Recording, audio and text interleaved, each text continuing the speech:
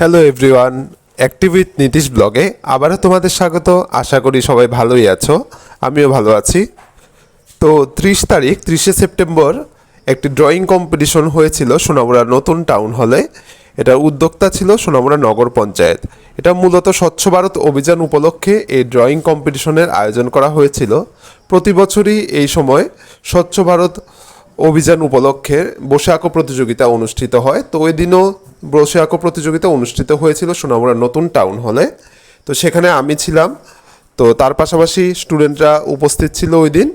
তো একটি গ্রুপে 3 থেকে 5 অবধি 3, 4, 5 এই 3 ক্লাসের মধ্যে একটি বসে আঁকো প্রতিযোগিতা অনুষ্ঠিত হয়েছিল।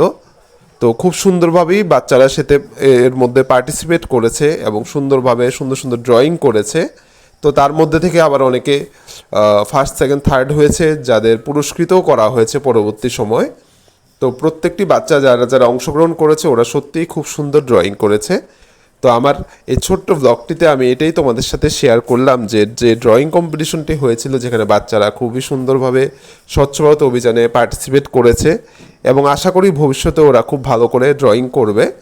তো এটাই আমার আজকের ছোট্ট ব্লগ ছিল। তো আশা করি সবাই সবসময় ভালো থাকবে, আমার চ্যানেলটি লাইক, ফলো, শেয়ার করবে এবং আমার কোনো কিছু মতামত জানার থাকলে আমাকে অবশ্যই মেসেজ করবে।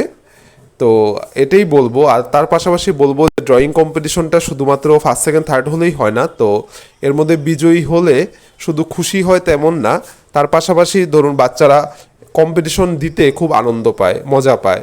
তো সেই জন্যই বাচ্চারা কিন্তু কম্পিটিশনটা দিতে আসে। তো সেটাই আমার ভালো লাগে যে আমি কম্পিটিশনে যেতে পারি এবং দেখতে পারি যে বাচ্চারা খুব সুন্দর সুন্দর করে ড্রয়িং করছে। তো এটাই আমার ছোট্ট ব্লগ। টাটা।